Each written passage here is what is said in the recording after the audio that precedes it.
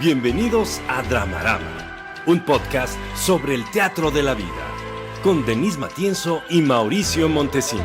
Esta es Tercera Llamada. Tercera. Comenzamos.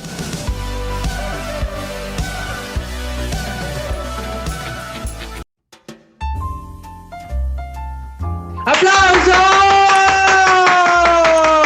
Bienvenidos una vez más a Dramarama, un podcast de análisis de cultura, medios y audiencias.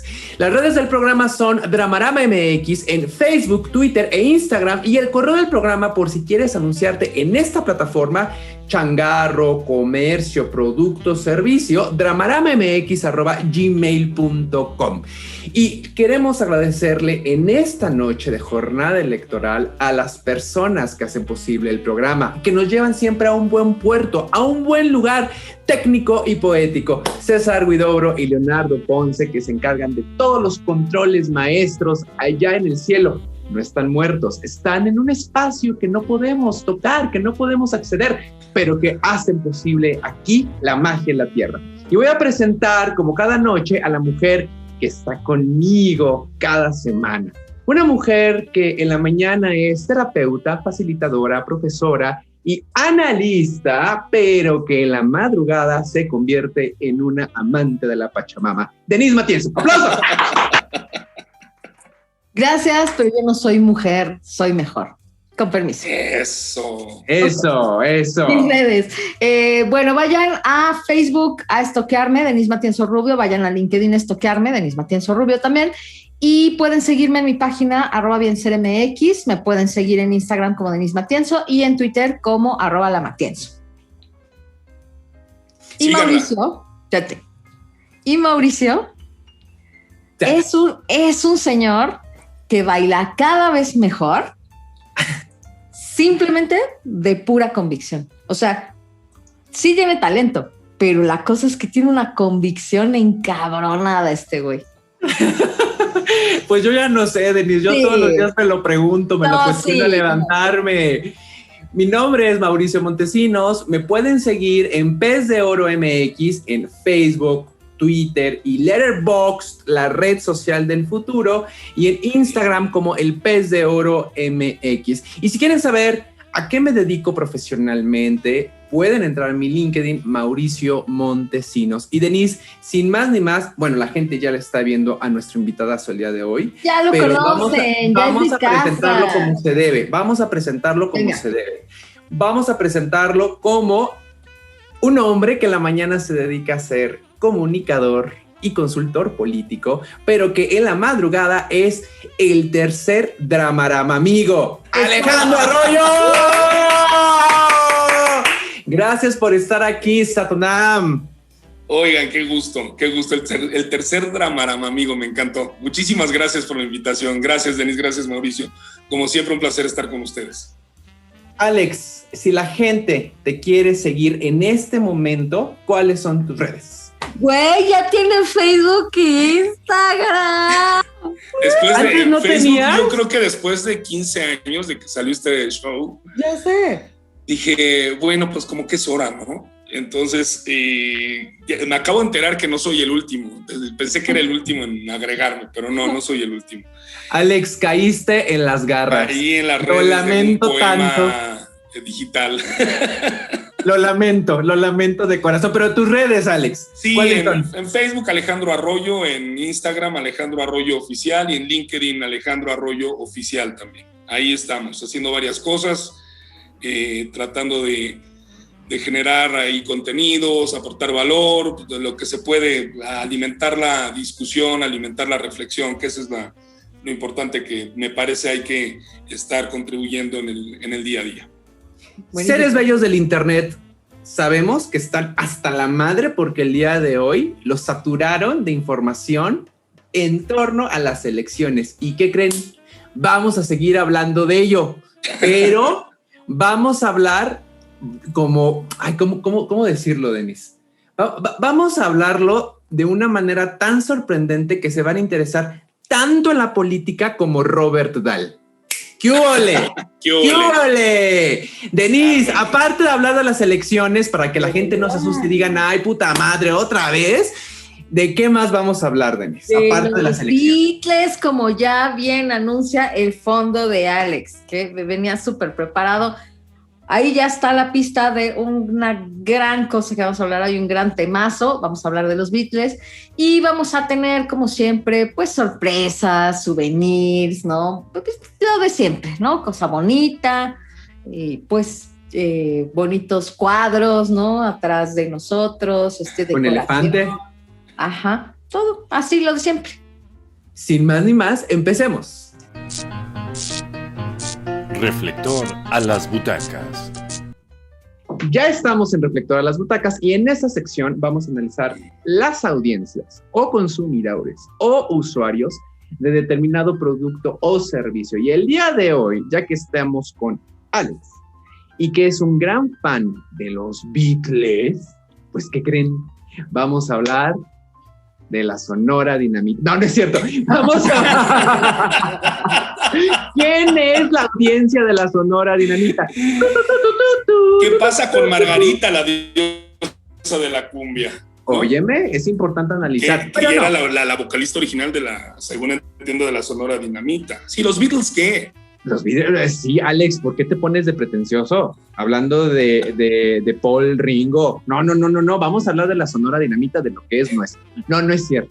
Gente, quédense. Vamos a hablar que de tu Paul, que de tu John, que de tu Ringo y que de tu George. ¿Quiénes son? ¡Los Beatles!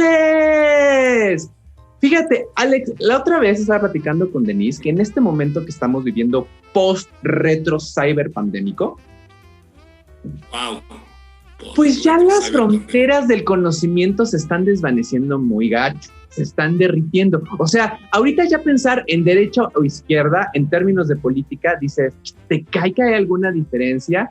¿Qué hubo ahí? Entonces, pensando en este momento tan rarito que estamos viviendo, la pregunta es, ¿todavía tiene sentido hablar de los Beatles como ídolos? ¿O cómo podríamos abordar su consumo en este momento? Yo creo, Alex, que ideológicamente ya estamos muy lejos de ellos, sin duda alguna. Pero musicalmente todavía resuenan con ciertas generaciones y con ciertas personas. A mí lo que me llama mucho la atención cuando fui al concierto de Paul McCartney es que había chavitos de menos de 10 años cantando sus canciones. Entonces, es muy importante reflexionar sobre quiénes son las audiencias de los Beatles en este momento, ya sea en un sentido ideológico, ya sea en un sentido musical, ya sea en un sentido de que soy poser y no sé qué cantan, pero pues me vale y me subo. Entonces, ¿tú qué piensas al respecto? Mira, planteaste algo muy interesante que para serte franco ahorita me brincó. A ver. Dijiste, tiene sentido y que ya ideológicamente, o al menos si bien recuerdo, palabras más, palabras menos, ¿qué nos dicen ahora los Beatles, ¿no? O sea, si realmente hay o no un impacto. Yo lo que te diría es que pudiéramos separar dos cosas. La primera, la parte musical. Y la parte musical, pues no tiene fronteras. O sea, y no tiene fronteras generacionales. Hoy día, digo, aunque es para una élite, sí, Beethoven sigue siendo escuchado, Bach sigue siendo escuchado, si nos referimos a la música denominada clásica. Si nos vamos a otro tipo de géneros, Carlos Gardel sigue siendo escuchado, género del tango, a más de un siglo, o a un siglo de su existencia. Y los Beatles, finalmente, en términos de arte, o sea, la música que crearon, yo tengo la firme impresión que no van a dejar de ser escuchados, porque el arte que produjeron a través de la música, tanto las líricas como las composiciones, si escuchas sobre todo y escuchan la parte fundamental cuando se encerraron al estudio y comenzaron a experimentar, perdón, hay temas que son de mucha actualidad. O sea, si tú escuchas, por ejemplo, el álbum blanco Sexy Sadie, híjole, tiene una actualidad bárbara, ¿sí? Bárbara. O si escuchas cualquier incluso rock que recuperaron One After 909 en el disco de Let It Be, pues tiene una frescura a 50 años de distancia bastante agradable. Entonces, esa parte musical me da la impresión que y justo cuando mencionas el tema de los conciertos, que fueron desde los baby boomers, fuimos los X, fueron los millennials y fueron los que le siguen, trasciende fronteras la parte musical. Ahora, la parte de la significación de lo que también implicaron ellos como movimiento, porque seamos claros, son parte y una piedra angular de movimiento. También tengo la impresión de que no tiene fecha de caducidad, porque finalmente el rock es eso, el rock es para los jóvenes. Ellos formalmente hablando no son rock al 100%, son más bien un pop. Pero dada la calidad musical que tienen y lo que planteó y cómo se produjo en su momento, pues la vigencia me da la impresión que va a tener para muchísimas generaciones, muchísimas. Y yo tengo también otra impresión, que mucho de lo que hoy vivimos como sociedades, en términos desde políticos hasta culturales, pues somos producto finalmente de lo que pasó de los 60, y podemos hacer toda una serie de cortes en términos de política, de economía, de sociedad, de cultura, de música. Somos producto. Tan es así que si hoy le preguntas, digo, yo me asumo simple y sencillamente como fan, no soy un experto en los Beatles, o sea, los vengo escuchando desde hace más de 40 años, pero si me dices, híjole, ¿sabes qué día exactamente John Lennon compuso A Day in Life?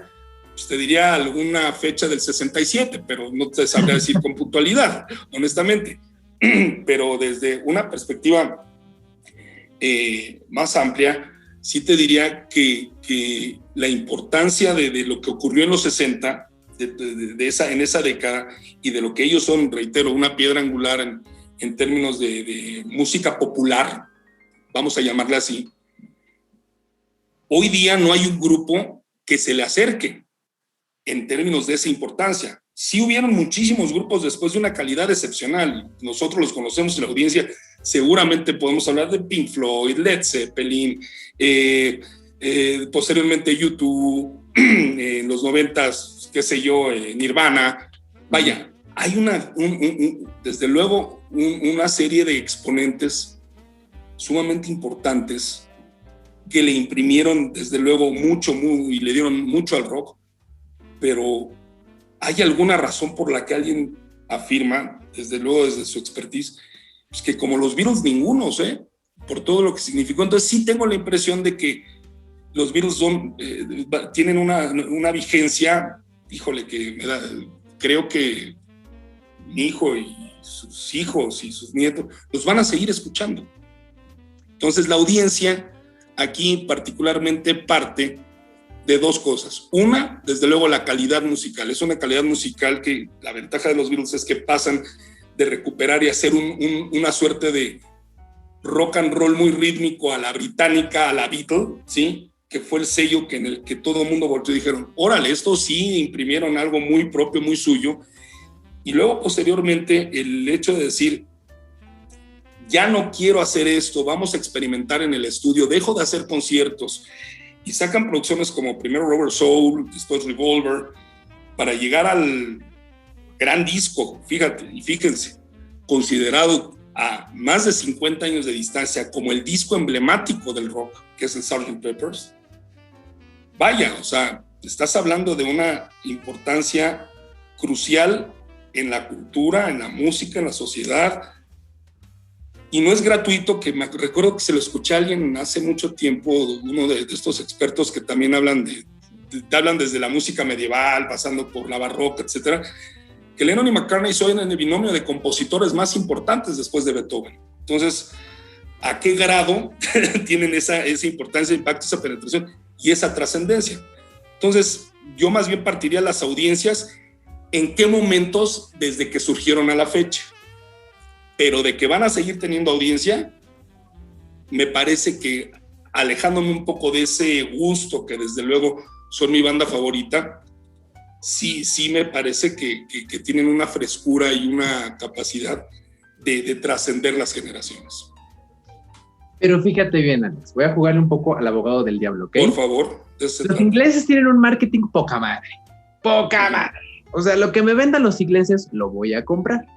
Entonces, William Shakespeare tiene un marketing increíble y que se ha puesto, gracias a este marketing, como el principal dramaturgo de Occidente. Pero eso no significa que existan otros dramaturgos o dramaturgas de igual importancia. Por ejemplo, aquí tenemos a Sor Juana Inés de la Cruz, pero no tiene un buen marketing como lo tienen los Beatles. En ese sentido, creo, Alex, que los Beatles tienen un marketing y una infraestructura de publicidad hasta la fecha poca madre, que no tienen ningún otro grupo de rock. Estoy pensando, ¿por qué no los Beach Boys o por qué no los Rolling? Los Beatles tienen este lugar porque son ingleses y porque aparte empezaron como una boy band. Eso es importante recordarlo. O sea, tú, amiguito, amiguita, centennial, tú ahorita mueres por BTS de K-pop, pues así la semilla, el origen son los Beatles. BTS fueron los Beatles. Entonces, en ese sentido, los Beatles fueron como el grupo políticamente correcto, porque los Rolling pues, estaban mucho en las drogas, estaban mucho en el diablo y estaban mucho en la oscuridad. O no tenían como esta buena cara que tenían los Beatles. En ese sentido, creo que sí, el aparato mercadológico lo tienen ganado ellos. Y la verdad, estas cuatro figuras son muy carismáticas y son muy complacientes para muchas audiencias. Ahora, creo que mi primera reflexión, y aquí es importante señalarlo, es que estas generaciones jóvenes que están escuchando los Beatles es porque sus padres les inculcaron este gusto, sin duda alguna. Denise, la cara de Denise, ¿ok? No, a ver, es que no, déjenme pues eso, nada más quiero cerrar. Creo que los baby boomers le inculcaron el gusto a los de la generación X, y generación X, que ya son padres y que gustan de los Beatles, están inculcándole ese gusto a sus hijos pequeñitos. Por supuesto que hay jóvenes que llegan directo, porque tienes razón, Alex, su calidad musical es innegable. Sí, y tú sabes distinguir entre lo bueno y lo malo. Pero creo que es importante distinguir estas dos maneras de llegar a ellos. Ahora sí, Denise. A ver, es que la palabra. Déjame reencuadrar, porque recuerden que estamos en Reflector a las Butacas y estamos buscando a las audiencias. Y entonces me acuerdo que cuando estuvimos hablando acá, ¿te acuerdas del documental de los Bee Gees? Te dije, yo no sabía casi nada de los Bee Gees, y entonces me sorprendió mucho decir, ¡ay, son contemporáneos! ¡Ay, querían hacer lo mismo que los Beatles! ¡Ah! ¿No? O sea, como todo eso fue para mí muy sorprendente. La verdad es que no sabía nada acerca de la historia de los Bee Gees. Y entonces creo que tenían unas audiencias particulares ahí que eran no solo las personas a las que les gustaba su música, sino que también eran el faro que iba alumbrando a los demás en la producción musical. O sea, los propios músicos eran la audiencia que consumía los productos de los Beatles también para poder producir otras cosas que se pusieran en el mercado inglés y el mercado internacional, sobre todo el mercado de lengua inglesa, ¿no? O sea, del inglés. Ahora, creo que, y aquí voy a agregar algo a lo que estás diciendo, porque aparentemente es un gusto como inculcado, ¿no? Entonces está el baby boomer que se lo enseñó a generación X que se lo enseñó a millennials, bla, bla, bla. Pero yo digo, hay otra cosa que ha ido pasando en el camino, que son los revivals. Y entonces cada vez que hay reedición de los discos de los Beatles, la película de Across the Universe, el disco de Bossa and Beatles, el homenaje, el Circo del Sol de los Beatles, el homenaje de Rita Lee a los Beatles, y entonces lo hacen Bossa. Todos los otros, hubo uno creo que de Buenavista o de alguna cosa así como más guapachosona, según creo que me acuerdo.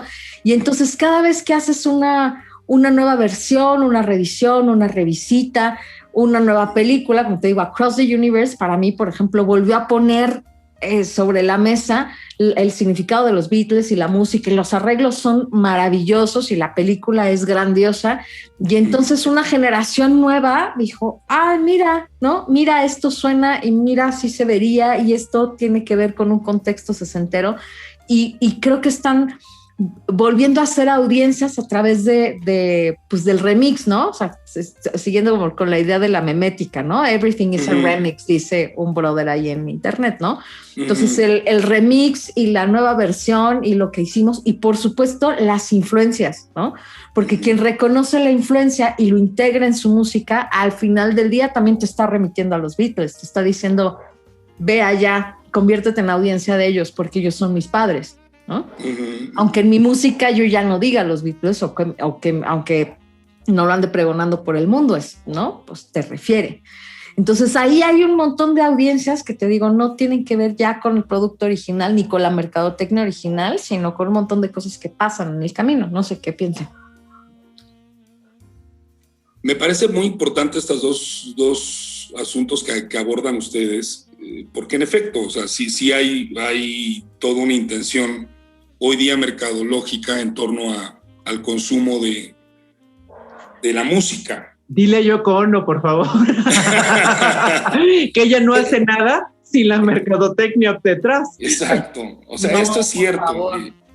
El punto es esencialmente el siguiente. Hay que recordar que los Beatles surgen en un contexto en el que es de la posguerra, es decir, todo el mundo era un mundo adulto, vamos a llamarla así, todo lo que se hacía en política y en cultura, en todas las vertientes, era un mundo adulto. ¿Sí? Serio, ¿no? Serio, muy formal, acartonado. Recuerden que previo incluso a que se cocinara todo esto, el boom, que fue el rock and roll, del cual Elvis Presley no es el inventor, curiosamente, ¿sí? ¿Qué eran las grandes bandas? El swing. Y era música adulta, ¿sí? Que jóvenes, bueno, pues se incorporaban, pero no era música que surgiera de ellos. Sí. Cuando la música surge de ellos, ¿sí? Y el primero que lo pone sobre la mesa, el primero que hace rock and roll formalmente hablando, que es Bill Haley y sus Cometas, ¿sí? Curiosamente no tan jovencito Bill Haley, es cuando ante toda esta situación de rechazo al mundo adulto, el mundo adulto trajo una segunda guerra mundial, trajo depresión económica, trajo un desastre, era voltear a decir, a ver, me da la impresión que ustedes adultos no están manejando las cosas como de la mejor manera. Ni saben. Entonces, si no la voy a poder manejar yo, casi este es el dicho, pues denme chance de expresarme. Y cuando surge Bill Haley con el ritmo y el primer, ahí sí, gran ícono del rock and roll, que es Elvis Presley, pues evidentemente es un shock contracultural del momento, un verdadero shock. Tan es así que en Inglaterra, y particularmente en el puerto de Liverpool, los jóvenes John Lennon, Paul McCartney y compañía quieren ser como Elvis Presley, se visten como Elvis Presley, se peinan como Elvis Presley, empiezan a ejecutar ritmos a la manera de Elvis Presley, pero muy pronto hay que también integrar aquí algo que fue muy importante, salvo su mejor opinión. La Inglaterra de finales de los 50s establece un sistema educativo para recomponerse muy peculiar. Eso está en un documental, por cierto, muy interesante de los Beatles. Y a este sistema educativo en el que no importaba que tú fueras o que pudieras o no pagar la escuela, no importaba la clase socioeconómica a la que pertenecieras, si demostrabas determinado IQ, tú podías ingresar a este sistema educativo. Y ahí ingresan Lennon y McCartney, ¿sí? Gente que venía de la clase obrera, clase media, clase muy sencilla, se incorporan a una educación dado el nivel intelectual, o sea, el grado de inteligencia de estos jóvenes. Se incorpora también a George Harrison, si mal no recuerdo. Entonces, esto habla de que es gente que no estaba pensando ya en este rollo de la división de clase, sino estaba pensando en hacer música, hacer arte y expresarse de una manera, como lo hicieron, de una manera inteligente. Sí es cierto, como bien apuntas, Mau, que eran los chicos buenos del momento. ¿Y por qué chicos buenos? Chicos buenos, dime. Y que de hecho después lucharon por quitarse esa etiqueta, o sea... Un poco, pero finalmente el mensaje de la música dentro de sus 264, si mal no recuerdo, composiciones que hicieron a lo largo como grupo, finalmente el mensaje es uno, es el amor.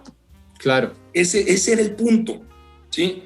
O sea, desde luego hay temas, por ejemplo, nada menos, y el clásico Lucy in the Sky with Diamonds, el famoso, esta leyenda urbana que significaba LSD, la experiencia con los alucinógenos, un eventual, también leyenda urbana, viaje de John Lennon con María Sabina a probar peyote, en fin, da igual, o sea, eran los 60, había que experimentar.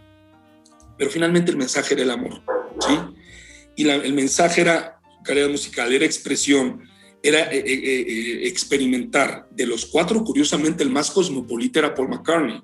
Mientras los otros tres estaban en sus grandes casas, en los suburbios o quizá en los pueblos aledaños, McCartney era el único que vivía en Londres, iba a galerías, se impregnaba del conocimiento de los escritores del momento. De repente le dijeron, oye, hay una banda ahí muy curiosa que trae buen rollo, que se llama Pink Floyd, a ver, vamos a verla. Entonces va Paul McCartney a ver uno de los primeros conciertos de Pink Floyd y hace una muy buena amistad con David Gilmour, que en ese momento no estaba en Pink Floyd, pero era amigo de la banda.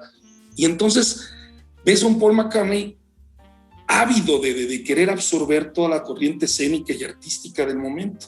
Entonces, si nos vamos, regreso al tema de las audiencias, finalmente hay una sola en los 60, son los jóvenes, es decir, vamos a expresarnos, vamos a darle rienda suelta a que ellos sean los que, y seamos, porque también hay que recordar otro absurdo, o sea, los Beatles son famosos teniendo 22, 23 años de edad, y se separan teniendo 28 años de edad, o sea, hacen un trabajo de una trascendencia francamente monstruosa, en el mejor sentido del término, teniendo 28, 30 años de edad. Sí. O sea, cuando la gente apenas comenzamos, si lo podemos ver desde una perspectiva de la trascendencia artística, a entender, a conceptualizar, y las grandes obras vienen después de los 30 o a los 40, estos a los 28, 30 ya tenían, ¿sí?, un legado monumental, ¿sí? Monumental. Entonces eso también habla de que era como que la juventud era una olla efervescente de vapor, que se dan las condiciones y emerge. ¿Qué hace la industria? Y esta es la parte que quiero abordar, que tú muy bien señalas, Mau. La industria se da cuenta y dice, mira, aquí hay consumo, ¿sí? Mira, les está gustando. Mira, pues aquí puede haber dinero, ¿sí? Claro. Entonces, se apertura y es justo el nacimiento de toda una industria que en Inglaterra desde luego inauguran los Beatles, pero ya en Estados Unidos es Elvis Presley, ¿no? Es el nacimiento de este showbiz dentro de la música, particularmente la música popular, y lógicamente se dan cuenta que ahí hay dinero, ¿sí? Que hay mucho dinero. Si ustedes se dan cuenta, por ejemplo, cuánto ganaban los Beatles creo que hicieron un par de conciertos verdaderamente masivos. Uno tengo registrado, el Shea Stadium en Nueva York. Pues ganaron una ridiculez si lo comparan con lo que gana hoy día algún artista cualquiera en un concierto. Es más, Pepe Aguilar gana hoy más que un concierto de los Beatles en los 60. Y Pepe Aguilar es un gran músico mexicano, pero es muy local, vaya, es lo que te quiero decir. Sí. Beatles, la trascendencia, Inglaterra, Estados Unidos, el boom contracultural de los 60 en Occidente, pues era una ridiculez lo que ganaban, ¿sí? Sin embargo, la industria se da cuenta y empieza a producir y reproducir, y todos quienes voltean, ¿y quién es la piedra angular? Pues los Beatles. Los Beatles, entonces ya vienen lo que tú dices, Mauro Rolling, con su vertiente, con su propia propuesta musical, empiezan a catalogarse dentro de los diarios, los niños buenos, los niños malos, da igual, o sea, era finalmente mercadotecnia, pero ¿qué empujó? Empujó el hecho de que los grandes de la industria discográfica se dan cuenta que hay consumo en esto, y hacen millones de dólares. Los revivals que dices tú, Denise, pues por supuesto, pues digo, si hoy se reúne Flans y llena un auditorio nacional, ¿sí? Pues es por o sea, que es sorprendente, digo, no les quito crédito que hacen cosas, hicieron cosas en su momento bonitas y son cantantes con una calidad, o sea, bastante aceptable, pero llenan un auditorio nacional, ¿sí? Que no va a ser Paul McCartney, ¿sí? Entonces, sí tengo la impresión, en resumen, que las audiencias al principio fue jóvenes en general, Después trasciende en términos literal, generacionales, baby boomers, generación X, y nos pasa a nosotros y les pasó a nuestros padres y les va a pasar a nuestros hijos. Cuando vas recuperando, vas dándote cuenta que ese legado ahí permanece y se van focalizando audiencias. Hoy día hay mucha gente que dice, no, los Beatles no, pero sí Led Zeppelin. Está bien, ya es al gusto, pero hay una cosa que es innegable y con esto cierro. No podía trascender si no hubiera calidad musical. Es sin duda alguna. De simple, o sea, no hay manera de que algo no trascienda, o sea, de que algo intente trascender si no hubiera la calidad musical. Y en este sentido, los Beatles, no quiero ser muy subjetivo o muy personalista al decirlo, pero me da la firme impresión que si es cierto esto que dijo este experto, que son los dos compositores más importantes después de Beethoven, entonces estamos hablando realmente de palabras mayores, ¿no? Yo quiero cerrar esta sección con un argumento y con una pequeña dinámica para Alex. Mi argumento es precisamente lo que planteaba Alex en términos de la generación del concepto de juventud en los 60, que antes no existía. De niño pasabas a ser adulto, fin. Es muy importante cómo ahora entendemos a los jóvenes y a las jóvenes, porque ahora, Alex, hay este aferre cultural de quedarte en la juventud. Entonces el chavorruco forever, y ahora pensando un poco también en que estos chavitos de los Beatles a los 25 años ya eran superestrellas, ahora pienso el caso de Billie Eilish, que a los 19 años es una super hiper estrella. A mí me parece muy interesante cómo las juventudes de los 60 y de los 2000 tienen unos cambios drásticos de intención, de ideología, de intereses, de mercadotecnia y de cómo venderles las cosas, ¿no? En ese sentido, creo que me parece muy, muy interesante cómo podemos ver estos pendulazos a partir de los Beatles y a partir de lo que se está haciendo ahora en la industria y lo que se está viviendo en la sociedad como de espíritu. Esa es mi conclusión, y ahora una pequeña dinámica. Alex, creo que ya lo dijiste, pero solamente para remarcar, disco favorito de los Beatles. Yo me quedo con el Abbey Road, el último que grabaron, no el último que salió a la luz, porque el último que sale a la luz es el Let It Be. Pero ese lo grabaron, se quedaron ahí en la edición, después graban el Abbey Road, ¿sí? Sale el Abbey Road y posteriormente el Let It Be. Incluso en agosto de este año se va a estrenar el documental que se llama Get Back, que nos va a hablar del proceso de producción del disco Let It Be. En general, yo me quedo con el Abbey Road. Como esto es un asunto de cambiar estampitas, yo me quedo con el Revolver. Canción favorita de los Beatles. Canción favorita, Alex. A Day in Life, de Lennon y McCartney, pero particularmente escrita por John Lennon, por la sensibilidad, la manera todas son muy sensibles, desde luego, artísticamente hablando.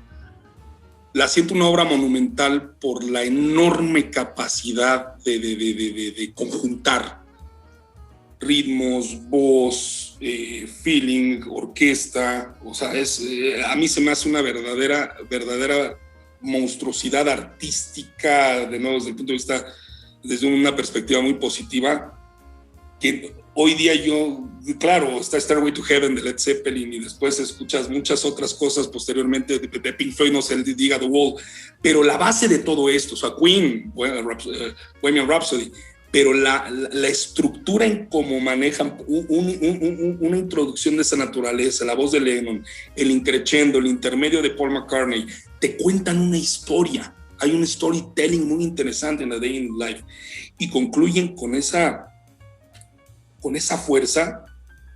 Entonces te das cuenta por qué de repente Queen se voltea y dice, caray, esto está bueno. Lógico, hicieron cosas soberbias como, reitero, Bohemian Rhapsody, ellos, Led Zeppelin, Stairway to Heaven, etcétera, etcétera, pero la base finalmente fueron ellos, y tú escuchas A Day in Life y tiene también una actualidad maravillosa. Fíjate bien, Alex. Siguiente pregunta. Penúltima. Pero a ver, tú dime cuál es tu canción favorita. Here, There and Everywhere. Es una belleza, es una belleza. Es una belleza. Denise, tú, a ti te vale madre los Beatles, ¿verdad? No me vale madre, pero voy a ser más básica. A lo mejor a mí me gusta Hello, Goodbye. Entonces. ¿Sabes qué pasa, Mau? Ahorita que dijiste esto básico, con el tema de Denise, y esto es bien importante. También tiene que ver las generaciones de la X en adelante con una biografía, o sea, con la manera en cómo tú creces la vida. Y yo tengo gente contemporánea a mí, pues que la verdad los Beatles dicen, sí lo escuchaba mi papá, pero no me dicen nada porque a lo mejor yo no crecí con ellos de manera permanente. A título personal digo, bueno, pues yo lo primero que escuché fueron ellos porque a las 7 de la mañana estaba Radio 590 La Pantera en AM, y yo desde las 6 de la mañana, pues cuando me iban a llevar a la escuela, pues mi papá ponía ahí. Alex. Entonces, de repente, pues era la hora de los Beatles, porque acuérdense que hubo una hora de los Beatles durante 40 años, creo que ahí sigue, si mal no recuerdo. Entonces, pues, interioricé desde chavito, y lo primero que me acuerdo que en ese tiempo todavía existe Suburbia, aquí en el Eje 6 de Insurgentes, en la Ciudad de México. Voy a Suburbia, y cuando veo el disco, el Rubber Soul de los Beatles, y le digo a mi papá a los 6 años, y me dice, papá, ¿me lo compras? Y relaciona el tema Beatles, ¿no? Sí. Bueno, yo creo que ese disco lo puse y escuché, y de repente juntaba mi domingo y le decía, oye, ¿me puedes volver a llevar? Sí, ¿por qué? Porque pues vi otro de los Beatles ahí. Entonces eran las ediciones de Capitol en ese tiempo, pues, reedición de la reedición. Y cuando muere John Lennon, yo tendría 8 años de edad, muere en diciembre del 80, pues viene el Reloaded que tú mencionas, Denise. El mercado. Muere Lennon, pues es el momento, ¿no? Alex, dime. Yo conozco a Denise hace 10 años. Pero porque crecí con ello, pero ahorita como lo que me vas a decir yo creo que va por ahí. Nunca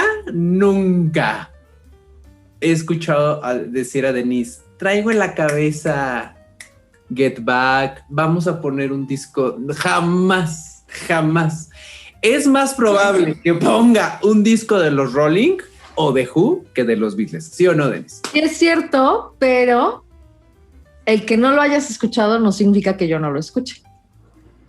Exacto. O sea, más bien aquí pero no hablamos está de la dentro significación, ¿no? De tu top 10 de gustos. Así de gustos de corazón. Hace más allá de que le reconozcas su... O sea, está más cerca de mi corazón los Rolling. Ahí está. Creo, sí.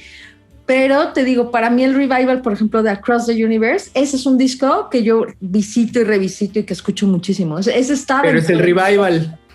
No importa, pero son los Beatles. Pero está padre, la llevó a los Beatles. O sea, cuando ves Across the Universe, entonces ves la película y ves todo lo que significa la secuencia de lo que estos muchachos tenían en la mente.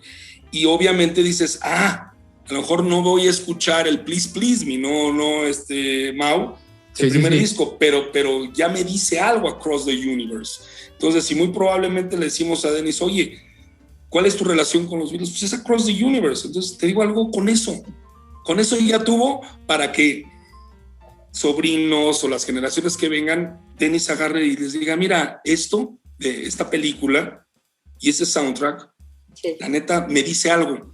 Sí. A lo mejor el sobrino o quien se venga dice, a ver, y ahí está el legado. O sea, conozco las otras versiones, las escuchaba, pero a mí particularmente Across the Universe y los arreglos que hicieron y las voces que lo cantan me pareció extraordinario, es lo que más me llega. Y quiero que sepan que llegó la Inchi, porque la Inchi es tu super fan, Alex.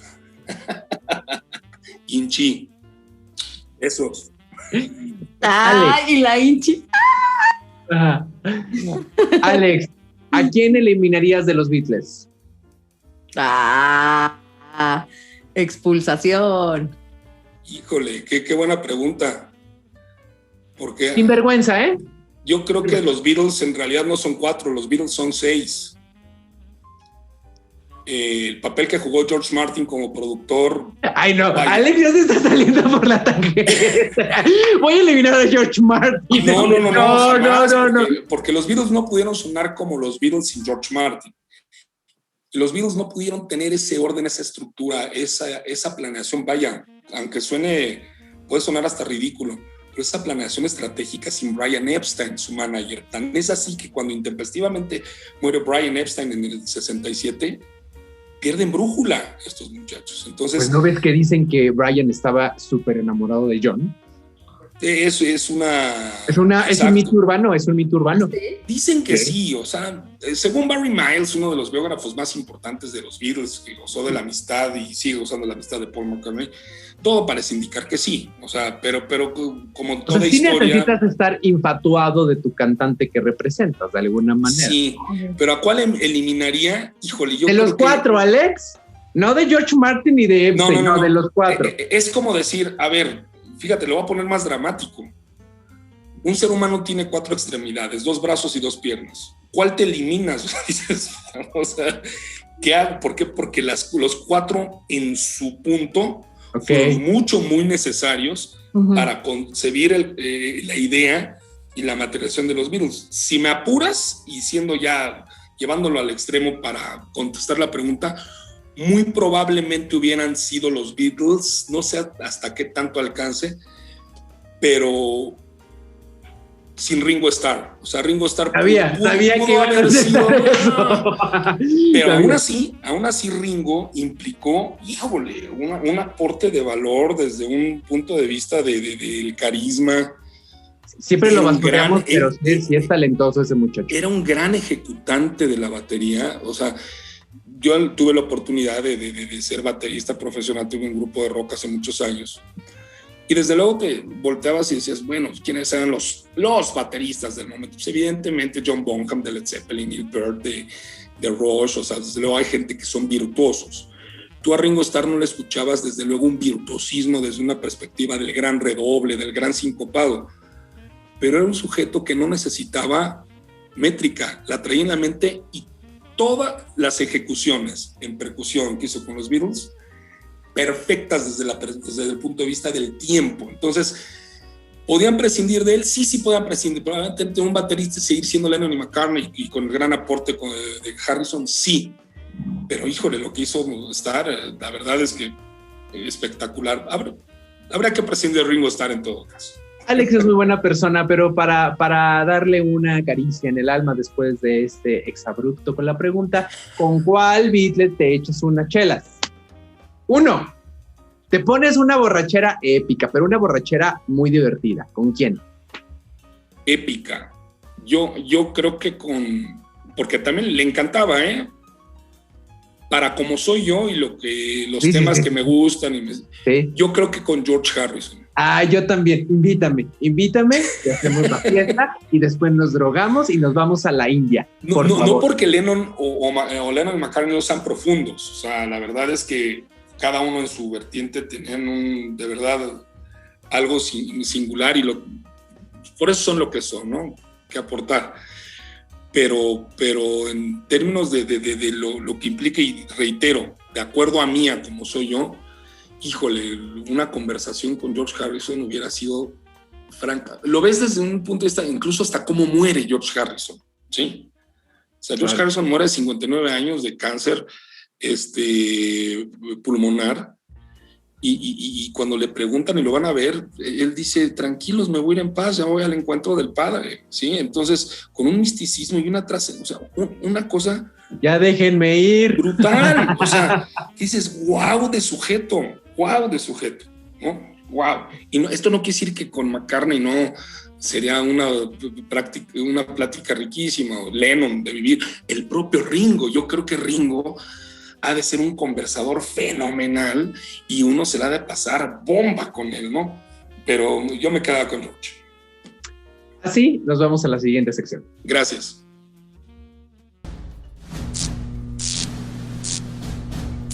Esto es Escena 1.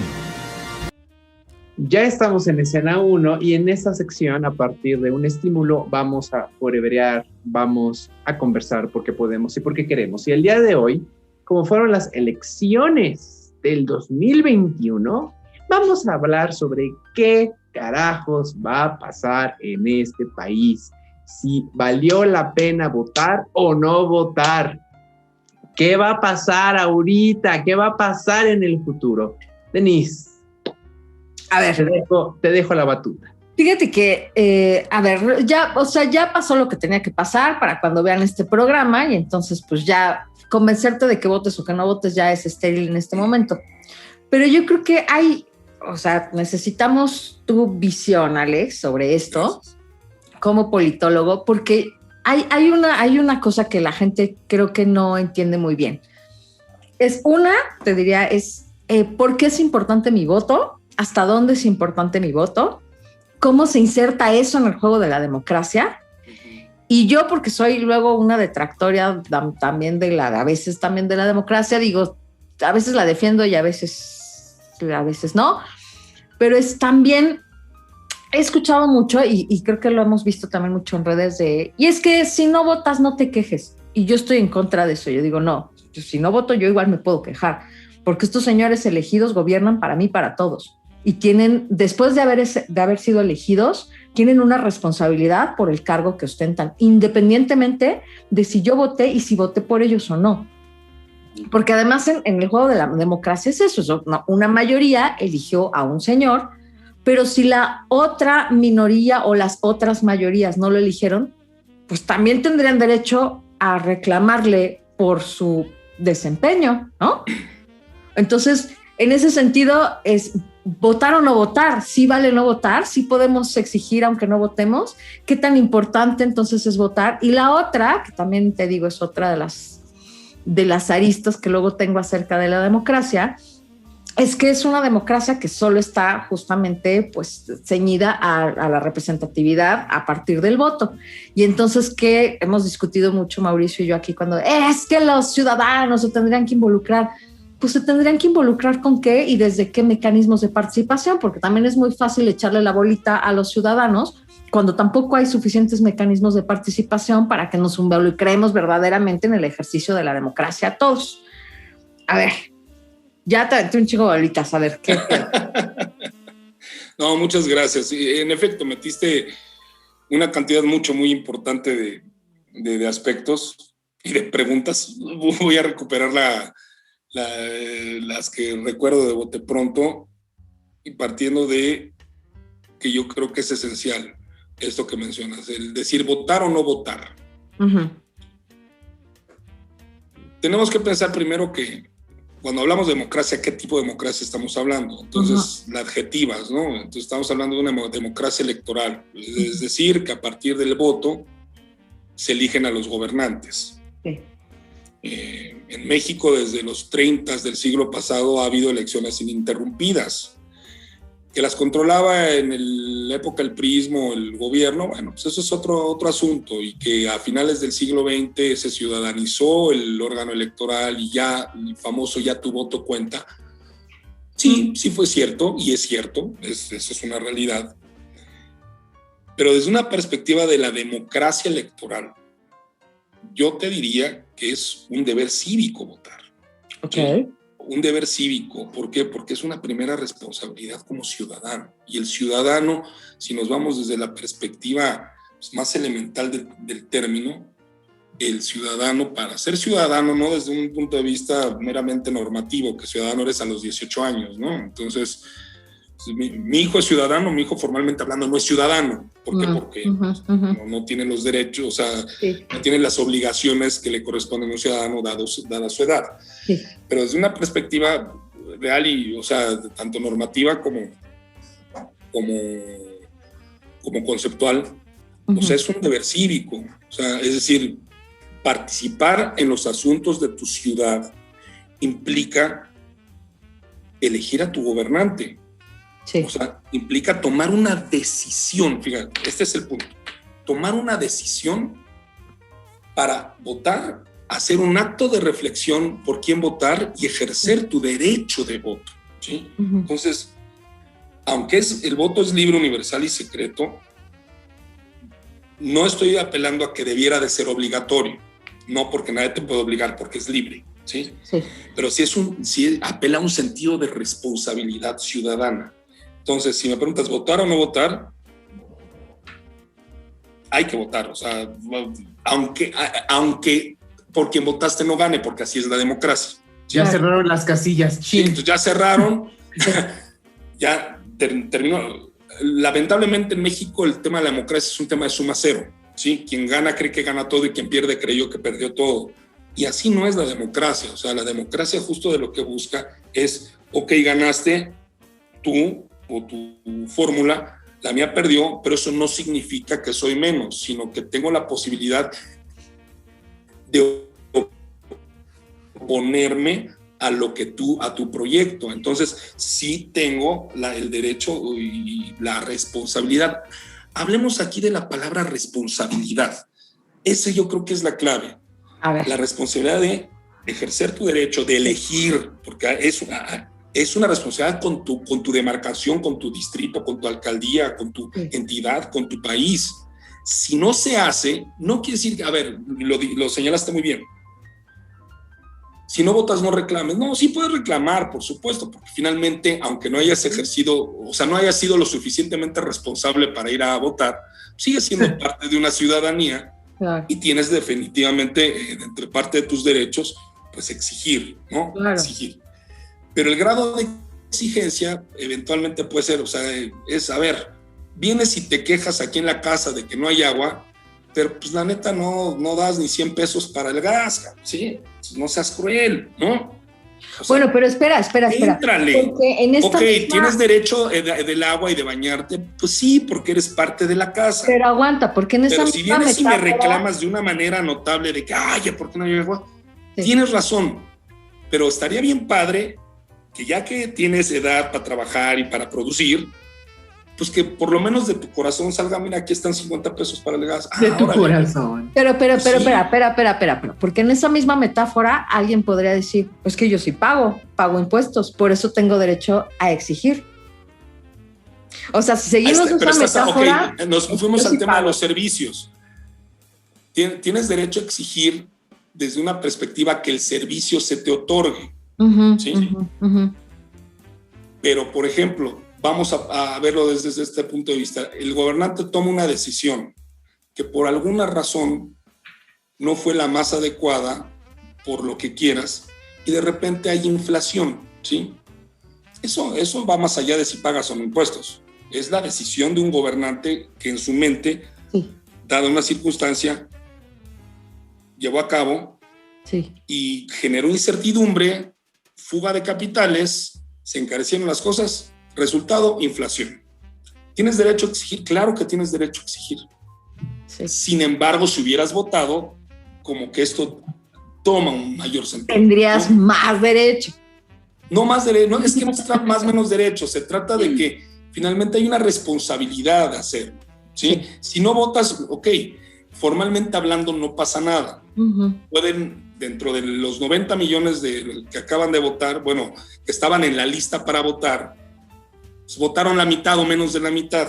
¿Qué va a pasar? Los otros 50 millones no tienen derecho a reclamar. No, sí tienen derecho y poner en sus redes sociales. No me gustó que estos tengan la mayoría, no me gustó que hubiera Congreso dividido. O sea, claro que hay el derecho, pero tornaría mejor, ese es el punto, un mejor escenario, el hecho de que hubiera una participación mayoritaria, porque esto te habla de involucrarte realmente en los asuntos de la ciudad. ¿Sí? O sea, realmente habla. Tú decías, es que no hay los mecanismos de participación. No me lo vas a creer, pero sí los hay. Que no los difunde el gobierno, no los difunde el Congreso, o no le interesa al ciudadano entrar, eso ya es diferente. Alex, claro, por ejemplo, ¿cuáles? Tema cultural. ¿Manden? Por ejemplo, ¿cuáles? ¿Cuáles mecanismos? Cada legislador tiene una casa de gestión ciudadana. O sea, tienes 300 casas de gestión ciudadana en el país. Tienes el derecho, respaldado en la Constitución, de libre asociación. No hay mecanismos de participación. Señálenme dónde, ¿sí? Que no se quieran reunir a participar o no quieran organizarse para participar. Eso ya es diferente. Ya es un tema no en la ley, no de norma, y es un tema de cultura, ¿sí? O sea, entonces, ¿por qué? Porque también ahí sí concedo. Hay los incentivos para hacerlo, eso ya es distinto. No, generalmente no hay los incentivos para hacerlo. ¿Sí? Entonces, ¿para qué me asocio? ¿Para qué me organizo? Pues iba a pasar lo mismo de siempre. Van a cooptar a la organización, la billetean, y pues el reclamo ya valió, ¿no? Que es, digo, siendo muy banales y muy simples, no siempre pasa, pero imaginemos que va por ahí dentro de esta idea colectiva. Pero el punto es que sí los hay. Uh-huh. Y tan los hay que hay organizaciones, generalmente son las que tienen determinado poder socioeconómico, pero también hay unas que no lo tienen, que con voluntad se organizan y ahí están dando lata y se están oponiendo y lo están haciendo. Entonces, decir no hay los mecanismos, yo lo vería más por un tema de voluntad. Sí es cierto, reitero, el asunto de los incentivos, pero es algo que he discutido en distintos foros y en distintos espacios, en muchos lados. Lo que eventualmente sí tenemos que cambiar de chip y mejorar es la cultura democrática. ¿Y qué es la cultura democrática? Sí. Interiorizar los valores del respeto, la tolerancia, el diálogo, la retroalimentación, que si hay debate no te enojes, que si hay discusión nadie salga ofendido, porque así es la democracia. Wow. Hoy día lo que vemos en México es justo, y tuve la fortuna de platicar con el autor de uno de los libros de reciente aparición, muy bueno, lo voy a recomendar al final, voy a decir el nombre al final, pero que decía algo bien interesante. Antes los políticos estaban allá y la sociedad aquí, entonces estábamos en un rollo muy cool y la sociedad dialogábamos, porque pues, los políticos allá, los corruptos, no sirven, vamos a quitarlos y vamos a poner otro. Entonces no sirvió el PRI, luego pudimos poner al PAN, no sirvió el PAN, pues vamos a poner a Peña Nieto. Y de repente sirvió Peña Nieto, pues nos encantó Andrés Manuel, ahí está Andrés Manuel. El tema es que cuando asciende Andrés Manuel al poder, buena parte de la narrativa de esa sociedad resentida y frustrada llega al poder. Y entonces cuando antes la sociedad tenía una misma narrativa y un diálogo entre ella versus la política, es una buena parte de esa narrativa social se instala en el poder. Y entonces es cuando viene la polarización. Y ya son los malos, los neoliberales, los conservadores, pero ya esa frustración hecha gobierno. Entonces, ahí es donde se partió el diálogo. Oye, eso Alex, no tiene nada democrático. Hay un término que leí ahora en el muy sonado artículo de The Economist que salió justo en la semana del falso Mesías. Sí. Y estaría padre que nos cuentes tú, porque pues una está aquí siendo estúpida e ignorante en la vida, pero ¿qué piensas tú de este término de necrofilia ideológica? Me encantó el término. Híjole, pues de entrada es un obviamente están acusando a López Obrador de necrofilia. Sí. ¿No? Ajá. Sí, o sea, estamos hablando finalmente de que también esta gente de The Economist son unos magos para cabecear y son unos magos para encontrar conceptos pegadores e impactantes. Tienen buen marketing, ¿ves? Tienen un gran marketing, son muy, muy buenos. Sí. Hablar de necrofilia ideológica habría que ver finalmente en qué sentido. Y yo por lo menos interpreto que para la manera en cómo observa The Economist su realidad o lo que ellos dan por válido, considerado, uh-huh. Pues Andrés Manuel es alguien que justo no tiene una ideología definida, ¿sí? Entonces es la muerte de la ideología hecha gobierno, porque dice que es de izquierda cuando formalmente hablando no es tan de izquierda. De repente tiene ciertos tintes que evidentemente todo el López Obradorismo va a negar, pero de cuidado neoliberal de las finanzas en la medida en que pueden. Entonces, sí hay ahí un mix, que yo alguna vez, no sé si lo dije con ustedes hace un año o en otro espacio, sí es un como echeverrismo reloaded, ¿no? O sea, sí es toda esta idea de los 70 traídas para acá. Y yo sí te diría que sí hay una ideología. Okay.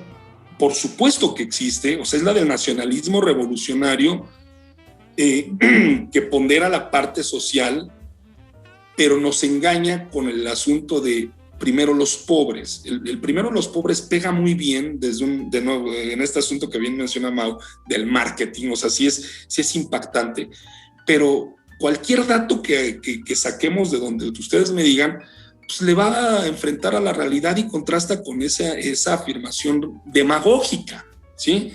¿Por qué? Porque, pues primero los pobres, hay 200 datos que te dicen no es cierto.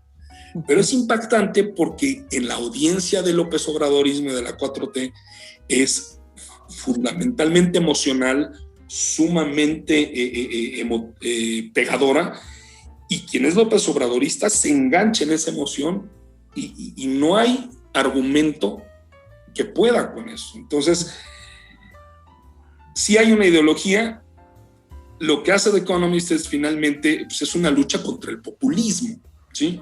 Y López Obrador, al final de cuentas, es un populista, ¿sí? Entonces, The Economist, lógicamente, al hablar de este concepto, pues lo que está haciendo es poner sobre la mesa, pues, su combate al populismo. Y el populismo de López Obrador sí es evidente.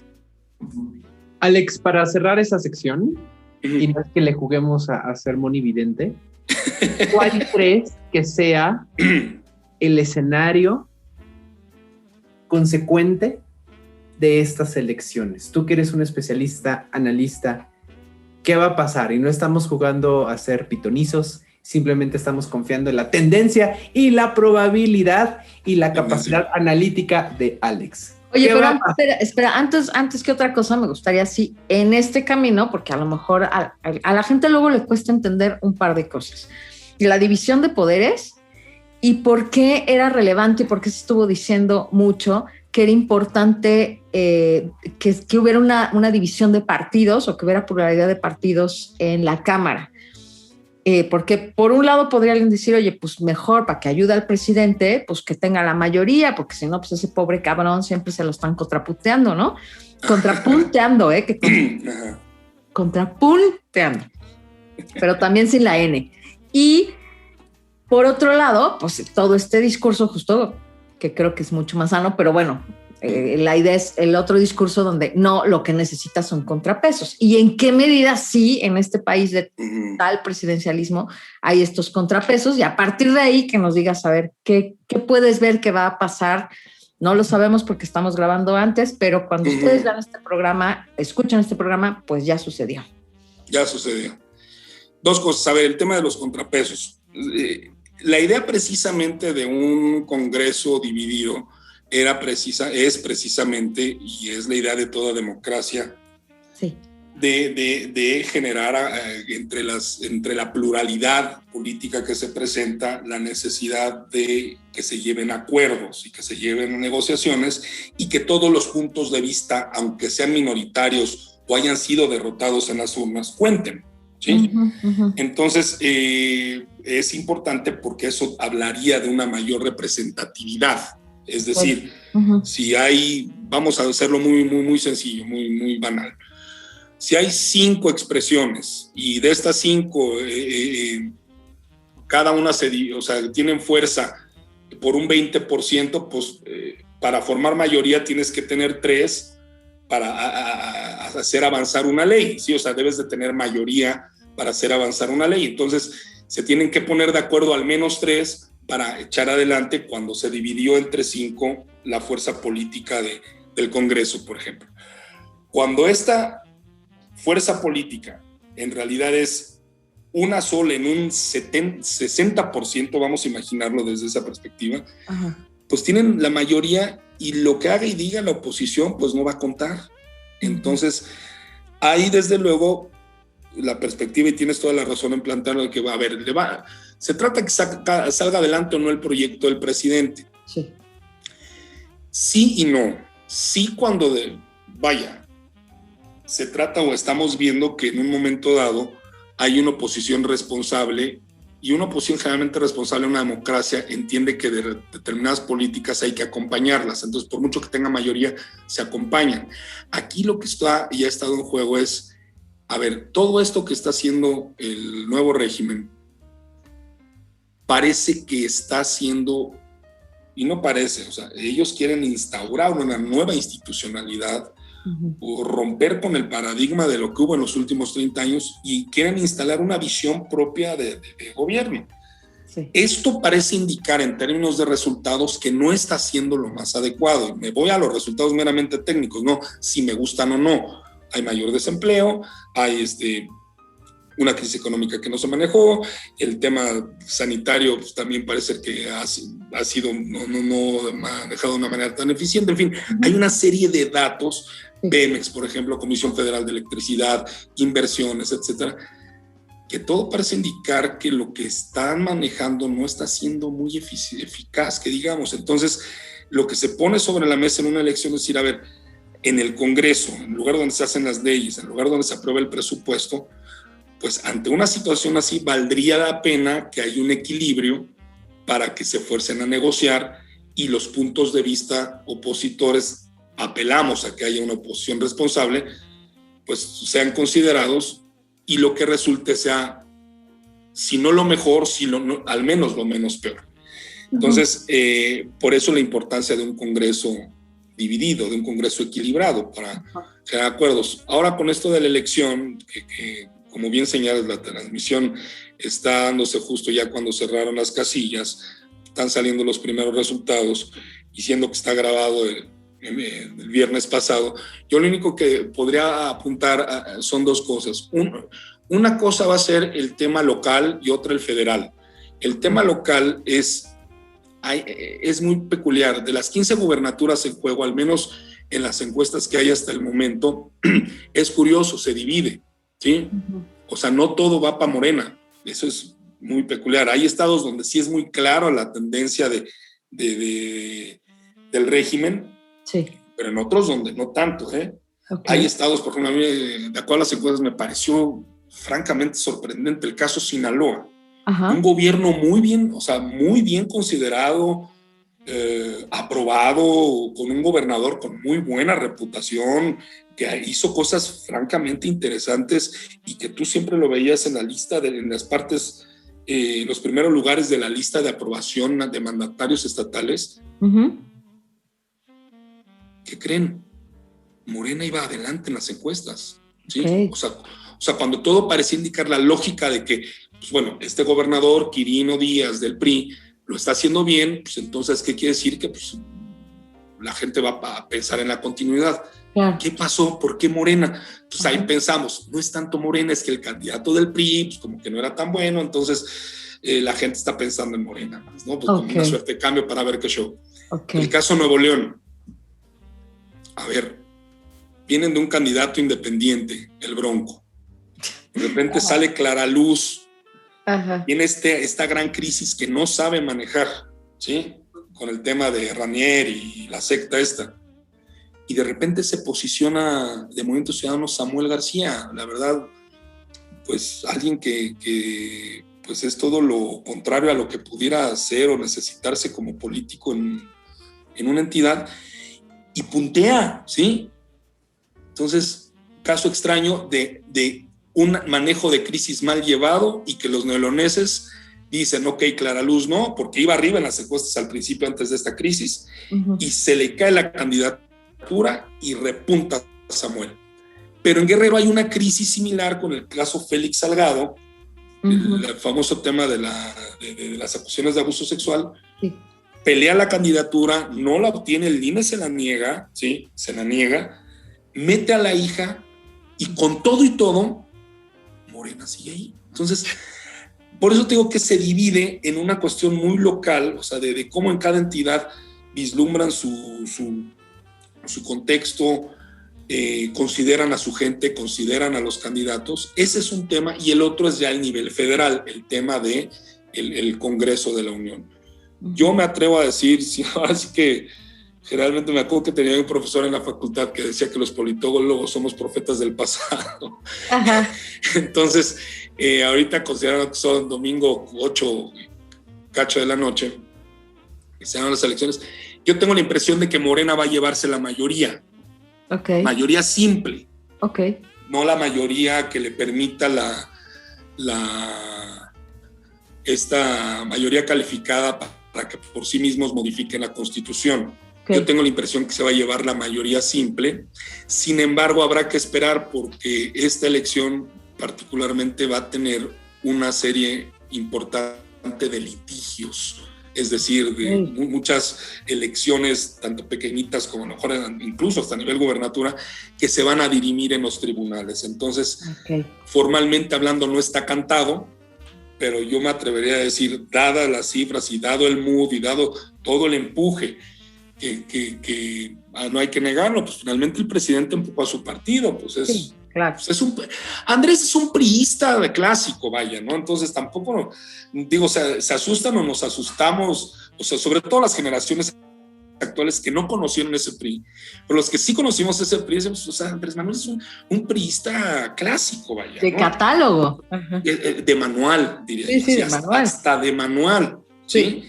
Nada más que Andrés Manuel, a diferencia de los políticos priistas presidentes de aquel tiempo, tiene una pequeña diferencia. Andrés Manuel se quiere sentar en la mesa de Juárez y Madero, y el resto de los presidentes, al menos desde Lázaro Cárdenas hasta Zedillo, con un poco la excepción de...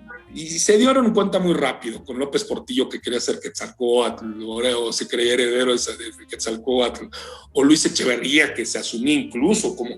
Hay un diario de la época que era el cuarto movimiento de historia con don Luis Echeverría. ¿Será el nuevo Mesías? Rápidamente lo sustituyó José López Portillo, lo mandó de embajador a las Islas Fiji y ahí se acabó el tema, ¿sí? Ninguno quiso sentarse en la mesa de Juárez y de Madero, y Andrés sí se quiere sentar en la mesa de Juárez y de Madero.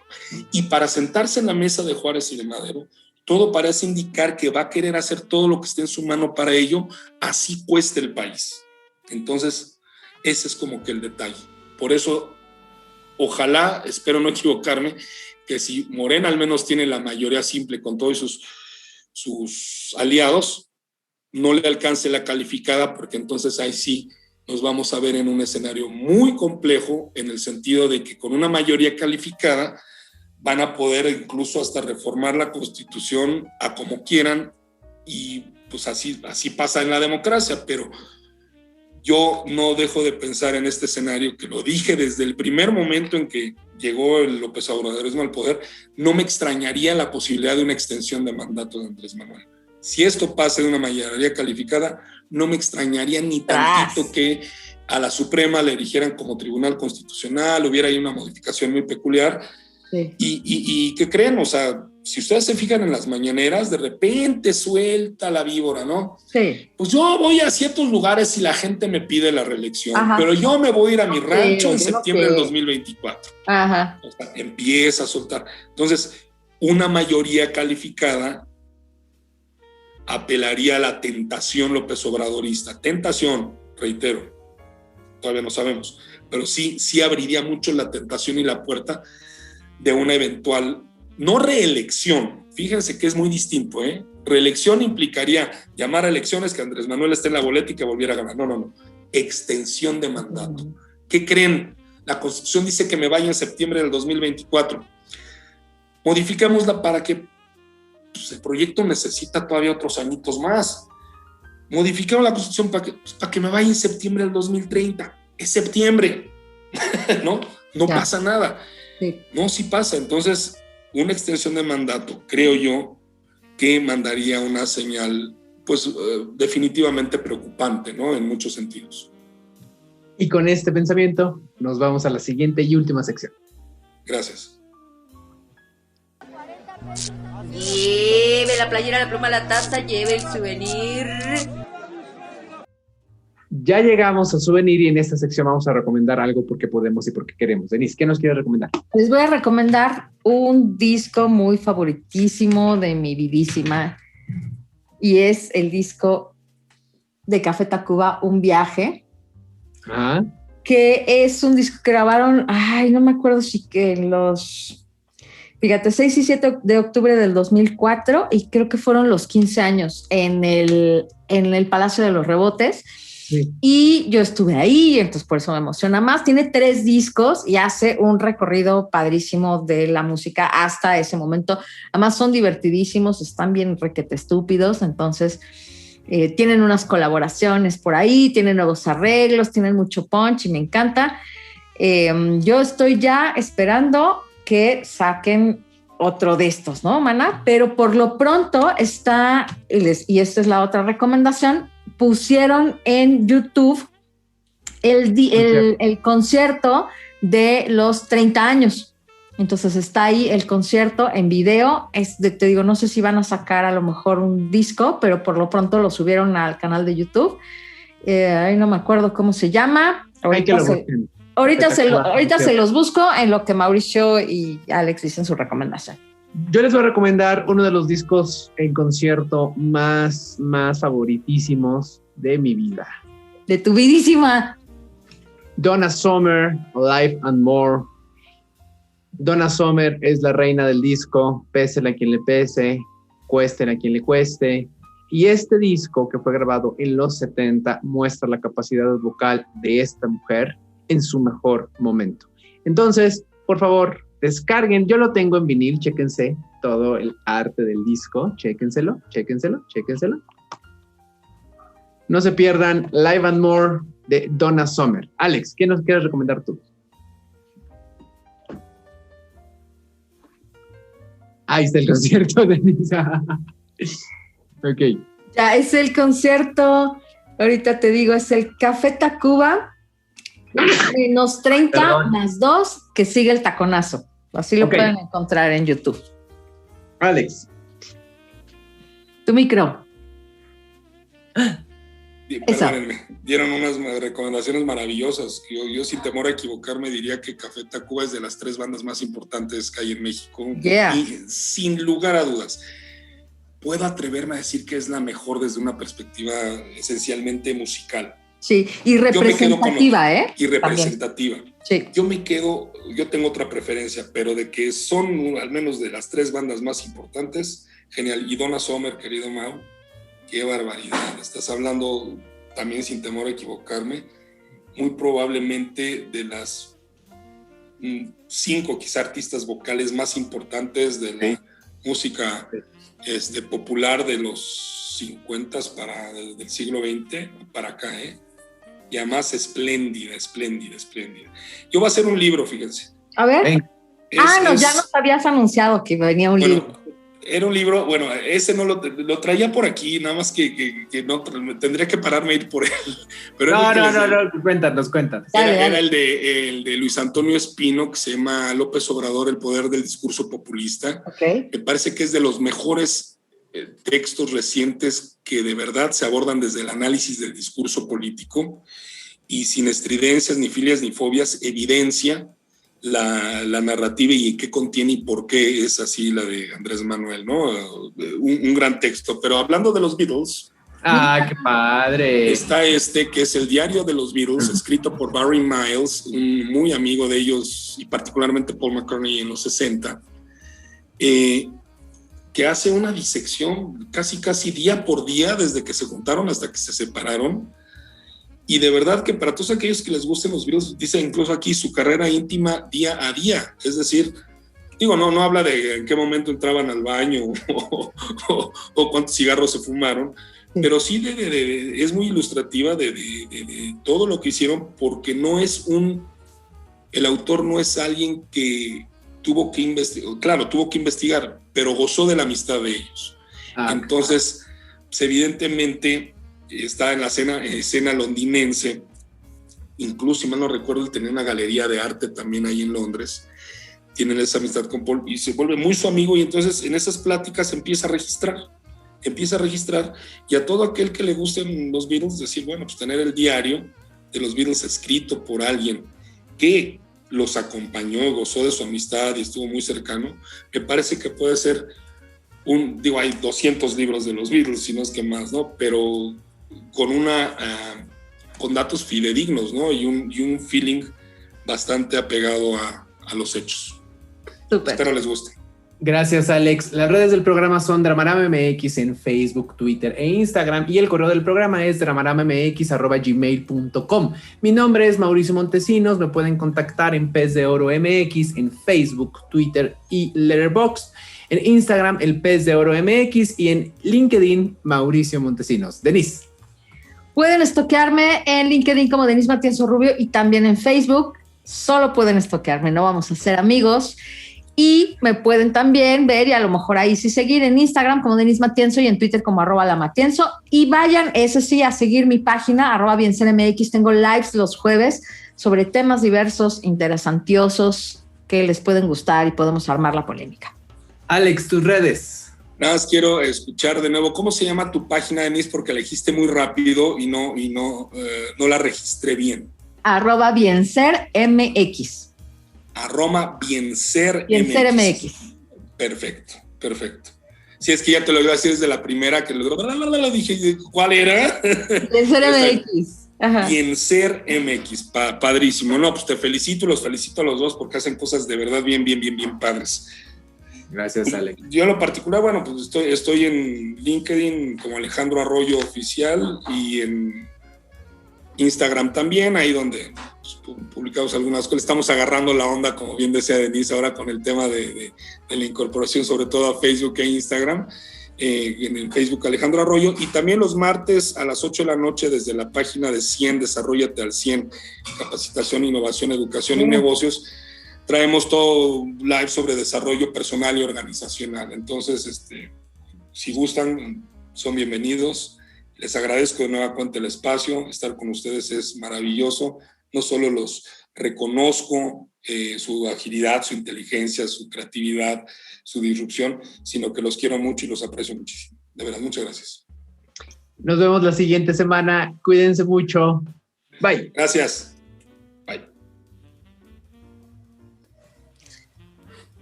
Vamos a grabar de una vez el promo aquí mismo. Ajá. Va. Órale, ustedes me dicen. Dura menos de un minuto, Alex. Sí, adelante. 5, 4, 3, 2, 1.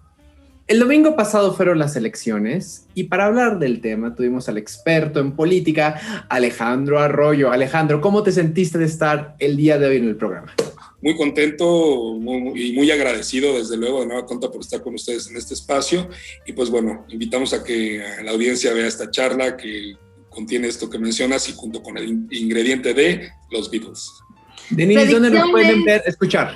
Predicciones, polémica, música, todo esto sucedió. Escúchanos en Spotify, en iVoox, en Anchor. Nos puedes ver también en YouTube y a lo mejor con suerte en Facebook. Pero ve a todas las redes. Ahí te esperamos. Esto ha sido Dramarama, con Denise Matienzo y Mauricio Montesinos. Te esperamos la próxima semana porque siempre hay drama.